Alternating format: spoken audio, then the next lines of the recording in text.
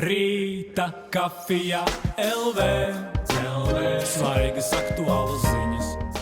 Labdien, meitenes, mīļās dāmas, jaukas sievietes. Mani sauc Vita Dekterova, es esmu frizieris, un es jums vēlos pastāstīt, kā mājas apstākļos jūs varat uztaisīt skaistus, vieglas, brīvas lokas, kas būtībā ir ļoti aktuālas mums sievietēm.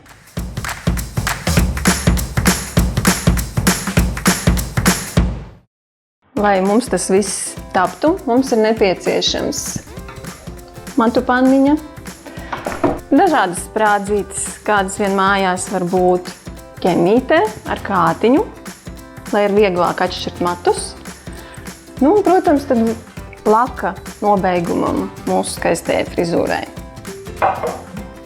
Tātad pirmais etaps mums ir jāpievērš uzmanība grādiem, pat cik es māku taisīt lokus, es taisu vislielāko. Jums, meitenes, iesācējiem es ieteiktu līdz 200 grādiem. Pārdalam uz pusēm no centrāla pakauša daļas līdz lejai matiņus, abām vienādām pusītēm. Atdalam ar sprādzītes palīdzību apakšējos matiņus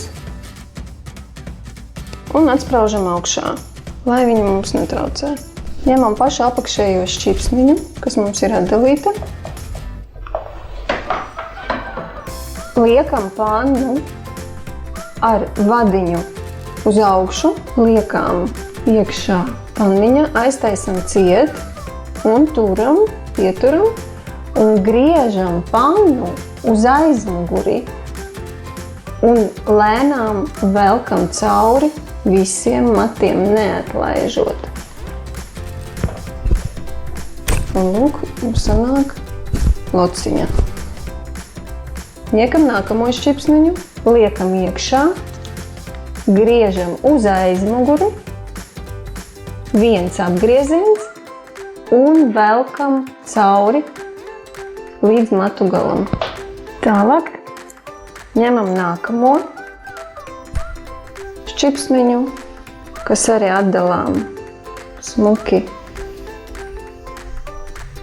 un saspraužām pārējos, kas lai netraucē.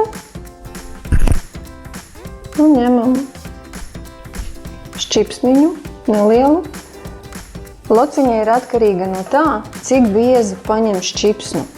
Jo smalkāka šķipsniņa, jo smalkāka lociņa, jo biezāka šķipsniņa, jo vieglāka lociņa. Liekam iekšā, saspiežam, pagriežam vienu riņķi un velkam cauri līdz matu garumam.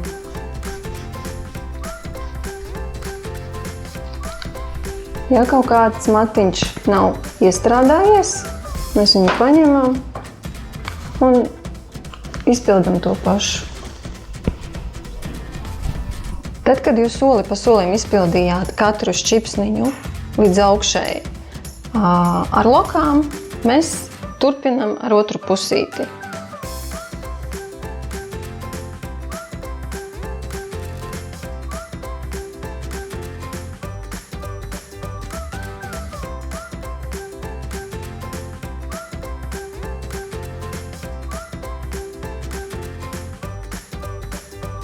Ja jums ir ponijs, viņu arī viegli var saveidot. Paņemam arī šķipsniņu, ieliekam iekšā un viegli izbraucam cauri. Un sanāk ļoti viegla lociņa, kas savienojās ar pārējām. Lūk, lociņas mums sanākušas burvīgas, vieglas, brīvas. Nākamais, kas jums ir jāizdara, viņus viegli jāizbužina, jāizvelk cauri pirkstiņiem, vienu pusīti, otru pusīti un uzpūst vieglo laku. Es ieteiktu neņemt stipras fiksācijas, bet ņemt vieglās, jo tad tās lokas ir brīvas, kustīgas, nesastīvinātas. Nolaižot bišķi galviņu uz sāna, mēs laku turam no apakšas Viegli bužinot lociņas, ar otru roku no apakšas mēs pušam laku. Un to pašu mēs izpildām no otras puses. Un lūk mūsu rezultāts. Brīvas, skaistas, vieglas lokas, kas der jebkuriem pasākumiem, kaut vai ikdienā iziet ārā. Mīļās meitenes un dāmas, es ceru, ka es jums palīdzēju un novēlu jums veiksmi.